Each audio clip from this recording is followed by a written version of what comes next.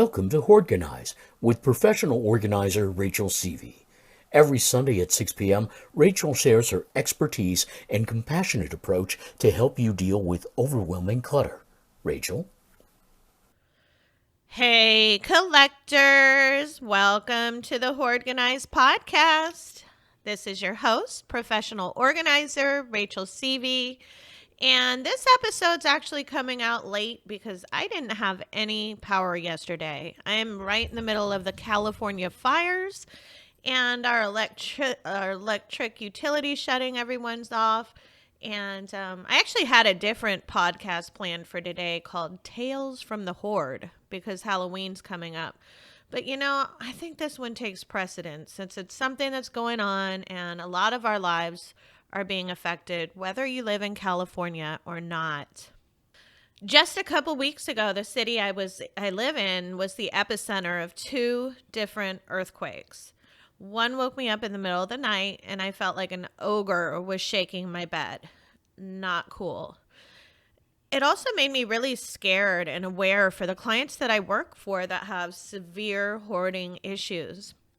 I did speak to one of the ladies that lives close to me, and she had a lot of major shifting in her home. It was very dangerous. She could have definitely been buried alive. And when you have a lot of clutter in your home, it becomes a fire trap. I'm not trying to scare you. This is just a basic fact. Not only, was I concerned about the earthquake with her, but I started getting concerned about our local fires with her and with anyone I know. I mean, with all the clutter in her home, she's been unable to locate necessary items in the case of an emergency, and I'm sure she's not alone out there. So this podcast is for anyone that has too much stuff in their home, and it's also in regards to natural disasters. Now, I do know a lot of my dear collectors smoke cigarettes inside of their cluttered homes, and this just drives me nuts. It's not because they're damaging their lungs. I mean, that's on them. That's none of my business. I'm not a doctor. But because of the potential fire hazard they're causing when they do this, I've seen piles of clutter that have been burned and then smothered inside of people's homes. Even if you don't smoke in your home, if you have excessive piles of clutter around, that makes your house an easy area to ignite. If God forbid any sort of flame start or a fire carries over. And even if you're not in earthquake country like I am, I know there's hurricanes and tornadoes and power outages and severe weather everywhere across the country and the world. We're in such a crazy divided place in this country that we even need to be prepared for things that aren't natural disasters. So I don't want to give you mixed messages. I'm always telling you to let go of stuff and not to hang on to stuff just in case. But when it comes to emergency readiness, you do need to be prepared. And I'm not talking about doomsday preppers on Netflix. I really like that show. It's just a little bit extreme. I'm talking about knowing where your important documents are, where your pet food is, where your medication is in case you need to get the hell out of Dodge. And as you all know, I'm a minimalist. If you follow me on social media and you see any pictures of my living spaces, they're pretty minimalistic. I have very little in my home.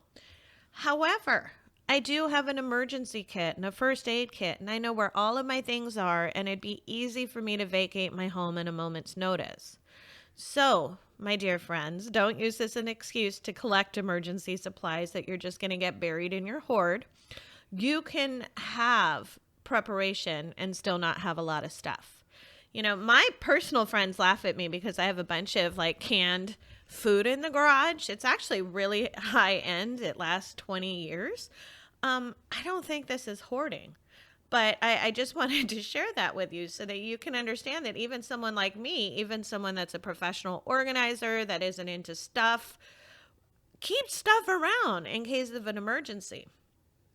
It's really important to me that you're aware of being prepared for emergencies. I mean, even if you're not in an extreme hoarding situation, you need to be able to get your documents and your medication and your pets together in a moment's notice. And I know a lot of you are not ready for this. If there was a fire at your home today, A lot of your crucial documents would go up in flames. This is irreplaceable photos. I mean, people forget to grab their medication and they go into diabetic comas. This is a real thing. I'm not trying to use scare tactics. That's not, what I'm trying to do to have you get rid of stuff. I just want you to be prepared in the event that there's an emergency. So I've gone on to ready.gov, and this is a list that I'm going to read to you of things that I thought were really important. It's a great list. FEMA has a good list too that I'll post on my Hoardganize podcast page. It's a PDF, but what ready.gov has made is a list on their website, and so I'm going to share it with you now. You're going to want to have water. You're going to want 1 gallon of water per person per day for at least 3 days. This is for drinking and sanitation. Food. You need at least a 3-day supply of non-perishable food. A battery-powered, hand-cranked radio with a tone alert that will alert you if you're in danger. A flashlight. Several flashlights. I know you have these. You guys love your flashlights. Just make sure you know where they are and that they have batteries in them. First aid kit. Most of us already have what we need for first aid. Make it all in one area and make it easy to grab. Extra batteries. Extra batteries are needed for your flashlight and your hand cranked radio if it uses batteries, and anything that you can use that can take batteries. So make sure that you have a lot of different kinds of batteries. A whistle. This is one that people might not have, but it's good to have a whistle to signal for help. If you're stuck under debris or if you're trapped in a fire, it's incredibly helpful to have a whistle so that you can signal for help. Dusk masks. Okay, I just gave one to my son this morning and to our nanny. I mean, the air quality here in the Bay Area is horrendous. It literally smells like there's a campfire in my living room. So you're going to want to have a dusk mask to help filter contaminated air. And I like the 3M ones with particulate filters. I use them for work. I have a lot here on hand to use in case of an emergency as well. You're also going to want, toilet paper or moist towelettes and garbage bags for personal sanitation. This is something that a lot of people don't think about.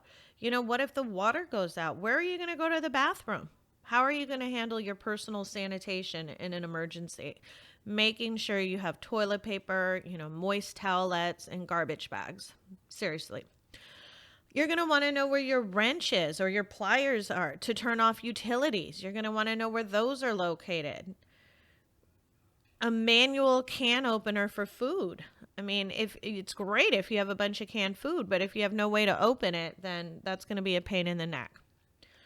Another great thing is, especially if you've got your internet on now, or get some local maps. Print out some local maps. Go buy a local map. That way, in case you're off the grid, you know where you're going, you know how to get there. Cell phone chargers and a backup battery. Absolutely. Order this now. If you don't have a backup battery for your cell phone, then I definitely suggest that you get one now. And, put it somewhere where you can actually use it in case of an emergency. And that's just kind of the theme. Anything that I'm saying now that you should get, perhaps get like a bin and put all of this stuff in it. That way you can just grab it and go. And you also want to consider adding, the following items to your supply kit based on your individual needs. A lot of us are on prescription medications. A lot of us are on non-prescription medications, pain relievers, anti-diarrhea, antacids, laxative, things of that. You've got contact lens solution, infant formula. There's all sorts of things that you should have on hand. If you've got a child or a baby, you're going to want to have formula. You're going to want to have bottles, diapers, wipes, diaper rash cream. And for pet people like me, I've got my 3 pets. You're going to want to have pet food and extra water for your pet. Also, very important that you have cash. I know a lot of these places are not going to be open for ATM. I went to the Safeway down the street by my house, totally closed. They're not able to run anything because they have no power. So you're going to want to have cash. Important family documents. You're going to want to have copies of your insurance policies. You're going to want to have your identification and bank records saved electronically. This is something that you can scan to a Google Drive. It's also something you could take the originals and put them in a waterproof, fireproof, portable safe. Some more things to have on hand: a sleeping bag or warm blanket for each person. If you're somehow kicked out of your home and forced to evacuate, you're going to want to make sure that you have an extra change of clothes, a clothing that's appropriate for that climate, and some sturdy shoes in case you're going to be traveling a while. Some more things: household chlorine bleach and a medicine dropper. You can disinfect water by those things. A lot of us have those. Fire extinguisher. Every home should have a fire extinguisher. I have two. I check on them. They're very current. I know exactly where they are, and I know exactly how to use them in case of a fire. Feminine supplies. I mean, ladies, we've got, pads and tampons and poise pads and all that fun stuff that comes with being a woman. You're going to want to have some feminine supplies and some personal hygiene items put to the side so that you can handle your womanly business. Some less major things to have. If you've got kids, then it's a really good idea to have a little bag with some pencils, some books, some games, some puzzles, and some activities to keep these kids busy while there's a power outage, while they're staying in a safety center. So this is a really extensive list. I do think the most important items on the list are obvious. Clearly, you've got to take your medication. Clearly, you need your crucial documents. Clearly, you want to save your beloved photos and your pets, of course, and your kids. So what else can you do to prepare for an emergency? I mean, this is an organizing podcast. So before and besides having your emergency kit ready, you've got to just start letting things go. I mean, if you have so much stuff in your house that one day it might cost you your life or the loss of all your valuables. I mean, you're living in a home that's got so many combustible items in it. A small fire could just take off and destroy everything you have because you have too much stuff in your house.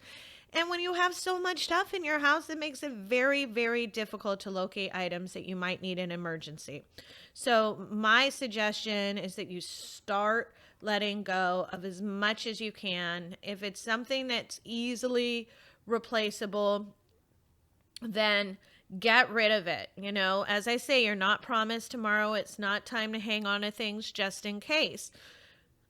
Well, thank you for listening to this impromptu 99th episode. My thoughts, prayers are with everyone that's going through these California wildfires right now. I mean, I'm about an hour south of the Kincaid fire right now, and it is smoky as hell outside. I mean, it literally smells like there's a fire in my living room.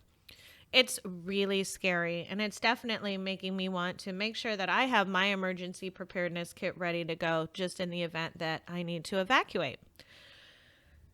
Next Sunday, stay tuned for some expert wardrobe advice from celebrity professional organizer Geraldine Thomas. She is going to be on my 100th episode.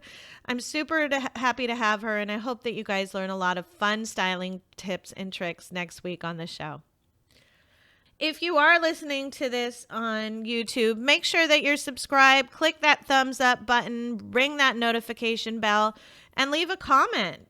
Did I leave anything out? Did I go overboard with this emergency preparedness podcast? Let me know your thoughts. Until next time, collectors. And remember, happiness is a place between too little and too much. Do your collections create pain, depression, and anxiety? Do you find yourself adding to your possessions but never releasing anything? Rachel Seavey's Affirmations for Collectors MP3 download contains positive statements created specifically for people who are overwhelmed with their collections of items and belongings. For more information, visit collectorcare.com. This has been Hoardganize with Rachel Seavey. New episodes are available every Sunday at 6 p.m. and also on the Collector Care YouTube channel. Download Rachel's Affirmations for Collectors on iTunes or Amazon.com, or sign up for Rachel's blog at collectorcare.com and receive 7 tips for clutter-free living. Thanks for listening.